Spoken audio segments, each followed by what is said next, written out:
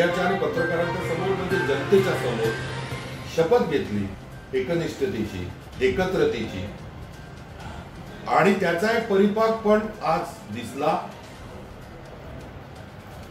आज खरोखर संविधान दिनानिमित्त संविधानाचा मोठा विजय झालेला.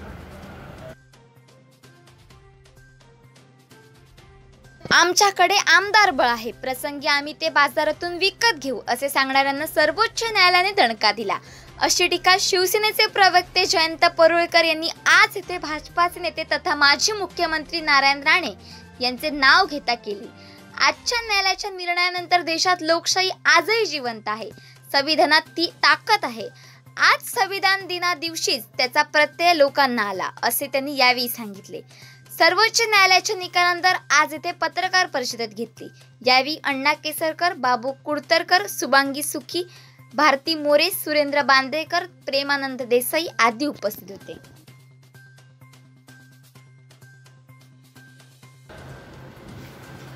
आज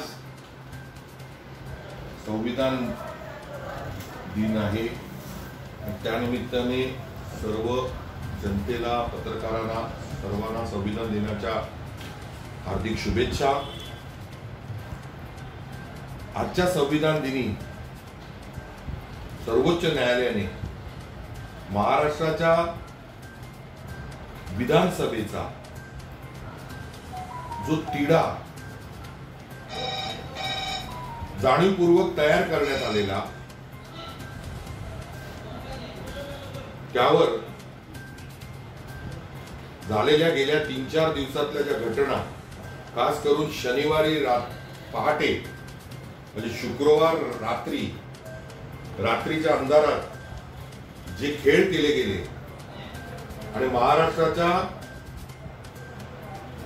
विधिमंडळाच्या इतिहासात म्हणजे 1 मे 1960 पासून जो दैदिप्यमान इतिहास आहे त्याला काळिमा फासण्याचं काम केलं गेलं, त्याला चपराक देण्याचा निकाल हा सन्माननीय सर्वोच्च न्यायालयाने आज दिला.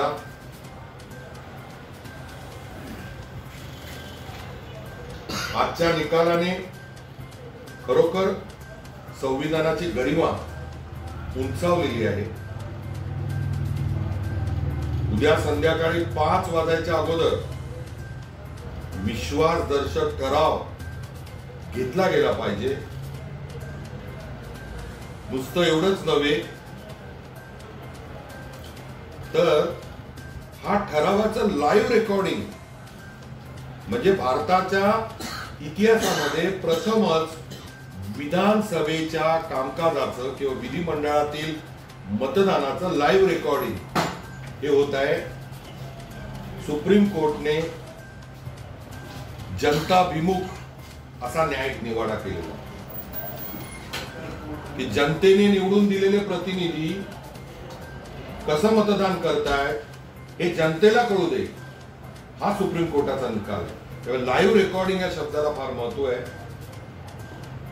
आणि त्यामुळे सगळेच प्रश्न, प्रोटेम स्पीकर कोण, विधानसभाचा अध्यक्ष कोण होणार, व्हीप कोण बजावणार, हे सगळे आता लयाला गेलेले.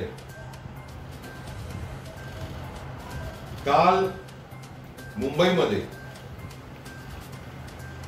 मीडियाच्या माध्यमातून आदरणीय उद्धव साहेब, आदरणीय शरद पवार साहेब, काँग्रेसचे ज्येष्ठ नेते यांच्या उपस्थितीमध्ये 162 आमदार यांनी जी शपथ घेतली, ही पण एक ऐतिहासिक घटना आहे. विधिमंडळात जायच्या अगोदर जनतेतून निवडून आलेल्या प्रतिनिधींनी जनतेच्या समोर, मीडियाच्या आणि पत्रकारांच्या समोर म्हणजे जनतेच्या समोर शपथ घेतली एकनिष्ठतेची, एकत्रतेची, आणि त्याचा एक परिपाक पण आज दिसला. आज खरोखर संविधान दिनानिमित्त संविधानाचा मोठा विजय झालेला.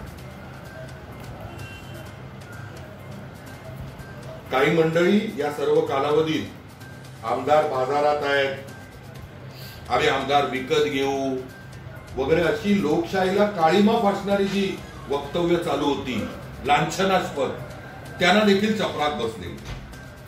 राणेंना काही मंडळी हे बोलत होती, मीडिया समोर बोलत होती आणि त्याच्यात लोकशाहीची खरोखर अवहेलना होत होती.